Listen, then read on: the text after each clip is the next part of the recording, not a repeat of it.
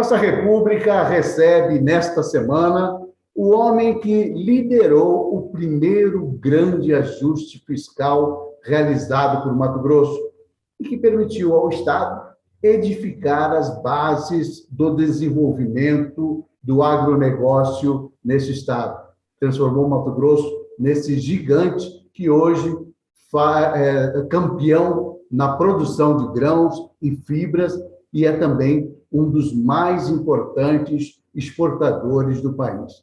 Eu recebo com muita alegria e com muita honra o conselheiro do Tribunal de Contas de Mato Grosso e meu queridíssimo amigo, Walter Albano. Conselheiro Walter, amigo Walter, obrigado por ter aceitado o nosso convite e seja bem-vindo à nossa República. Meu amigo Mauro, grande jornalista, dirigente público nessa área, empresário. Mauro, eu tenho um prazer enorme de estar aqui com você, nesse programa importante.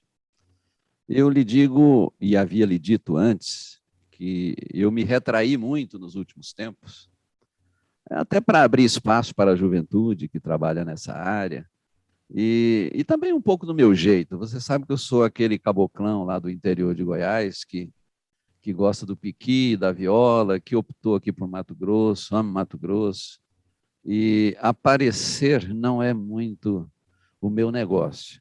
Mas quando você me ligou, disse, Walter, vamos conversar um pouco, e nós acertamos, né, qual seria o tema, eu me senti motivado. Primeiramente, realmente, por conversar com você. Eu admiro a sua inteligência, sua ética, sua história, e também porque é um tema que me atrai. Eu me preocupo sempre com a capacidade de desenvolvimento do Estado, como é que isso deve se processar, e é a oportunidade também de nós visitarmos um pouco da história recente, lá do nosso saudoso e admirado Dante Martins de Oliveira, nosso governador. E então, assim, estou motivado aqui, à sua disposição para a gente trocar ideias, viu? É um prazer. Agradeço muitíssimo, Walter. Eu quero começar falando desse dom, antes da gente entrar nessa discussão mais séria relativa às questões fiscais do Estado, enfim, e do desenvolvimento econômico, falar desse dom seu, que eu acho maravilhoso, de violeiro, de tocador de viola, de cantador das coisas do sertão.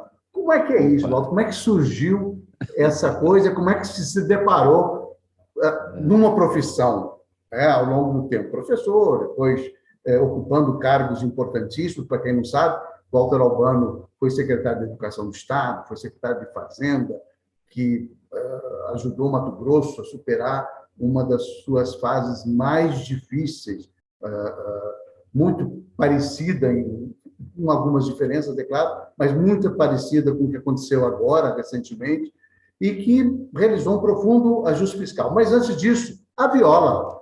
Como é que é isso, Walter? Mauro, olha, você falou do assunto mais importante da minha vida, viu? Afora a família e os bons amigos, viu? Olha, na verdade, assim, eu sou um goiano, lá de Bom Jardim, da nossa querida Bom Jardim, uma pequena cidade no sudoeste goiano. O meu pai, baiano, com seu irmão também baiano, imigrante, eles gostavam de cantar e de tocar viola. Meu pai era o tocador de viola. E aí, ali nos 7 a 9 anos de idade, o meu irmão Manuel, que você conhece, já foi secretário de Estado de Administração, e a gente começou a cantar as modas caipiras, mas não tivemos a oportunidade de aprender a tocar o violão. Embora ele até existisse na família, mas a gurizada, com aquela dificuldade da vida do interior, precisava estudar. Minha mãe sempre dizia que quem não estuda não se torna um homem capaz de crescer na vida.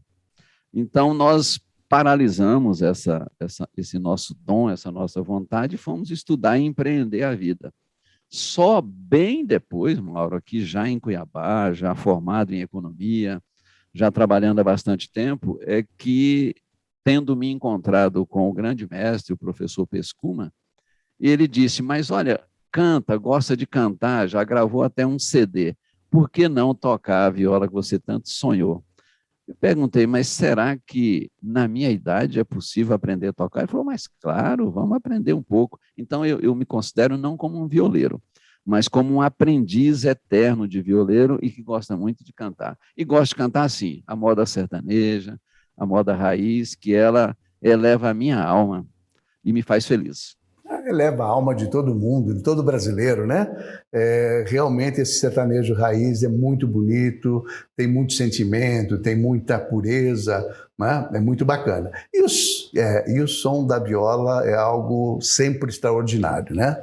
E eu admiro muito, porque eu gosto de música também, gostaria de ter esse dom, lamentavelmente não tenho. Mas eu sou um bom ouvinte, então já é uma coisa boa. Cobre bem essa sua vontade. Fico feliz com isso de ouvir, de participar, enfim. Mas realmente é muito bacana. Para quem não conhece esse lado do Walter Albano, ele é um belo artista. Podia até estar se aventurando mais, ele e o irmão, nessa coisa de tocar viola, gravar discos, enfim. Fazer lives, que agora está na moda esse negócio de lives, na moda, né? Verdade, verdade.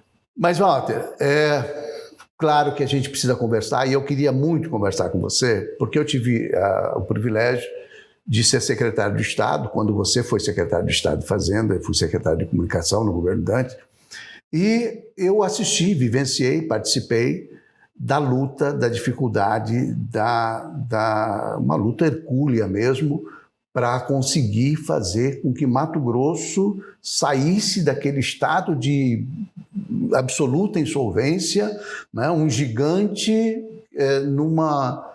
Como é que você descreveria o estado naquela época? Ô Mauro, olha, que lembrança que vem à nossa mente, né?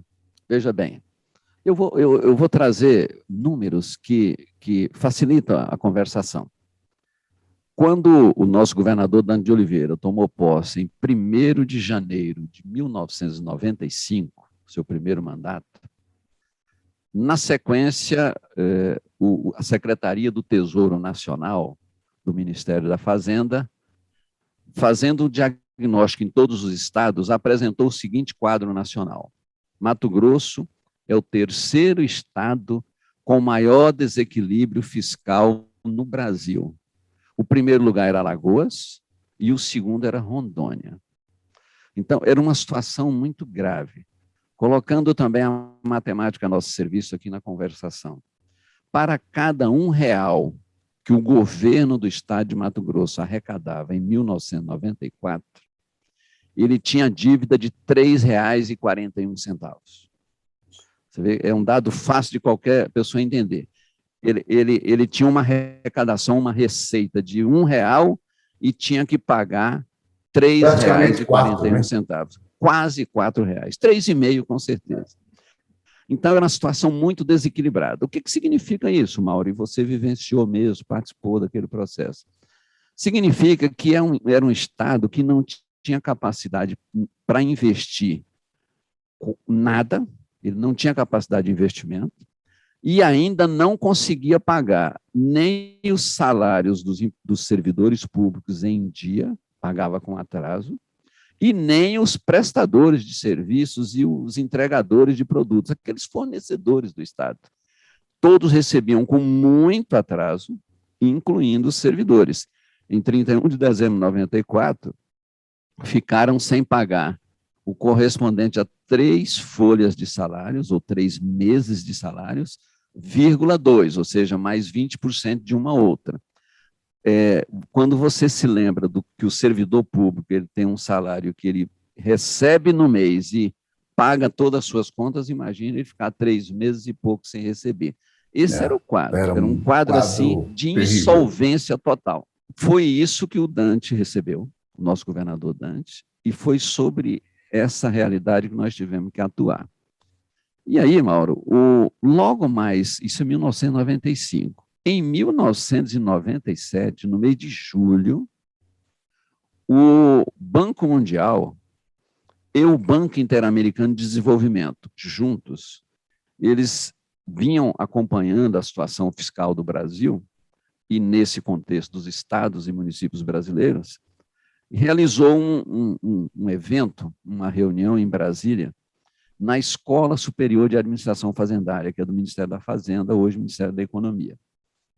E lá eles convidaram 10 secretários de Fazenda para lá estarem presentes, entre os quais o secretário de Fazenda de São Paulo, o professor Yoshiaki Nakano, o secretário de Fazenda do Espírito Santo, e até, na verdade, quem foi o governador Paulo Artung, que foi governador por várias vezes e senador da República, você se lembra.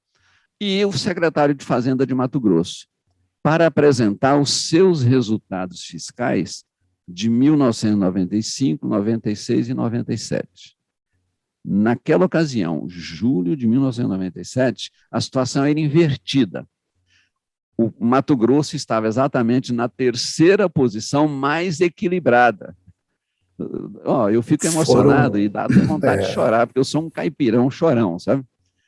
Quem estava em primeiro lugar era o estado do Espírito Santo, com aquele governador excepcional, o doutor Paulo Artung, e o estado de São Paulo, sob a liderança maior do governador Mário Covas e do competente economista da Fundação Getúlio Vargas, o doutor Yoshiaki Nakano. E estava lá o caboclão do interior de Goiás, o Walter Albano, representando o governador Dante de Oliveira para mostrar. Nós éramos o terceiro pior, agora estamos como o terceiro melhor. Significou muito sofrimento para o governador Dante de Oliveira, para toda a sua equipe, para nós, para você, para mim, sofrimento de dizer não, sofrimento de promover cortes na despesa pública, incluindo, inclusive, demissões de empregados que foram contratados. Na verdade, foi um processo extremamente doloroso, né? Demissões, um número expressivo de servidores, que naquela época podia fazer isso. Desativação de empresas públicas, né, Mauro? Muitas, né? Aliás, quase todas elas. Foi o que viabilizou, acabou viabilizando o Estado depois, mas assim, num patamar que me parece, porque assim, quando você olha o que aconteceu lá, o volume de ações, de fechamento de empresas, de demissões, etc. E o que aconteceu agora, que foi corte de despesa, basicamente, né, de forma inteligente e correta. Uma boa governança. Não foi o mesmo sofrimento, não foi daquela amplitude.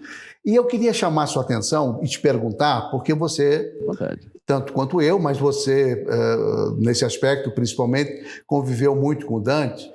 O Dante vinha de uma formação política de esquerda, né? Havia sido militante do MR8, etc. Tinha uma série de convicções e que privatização, venda estatal, fechamento, era um negócio na cabeça dele bastante complicado. Como é que você via isso? Ele sofreu bastante nisso, né? Para rever essas posições. Olha, é verdade.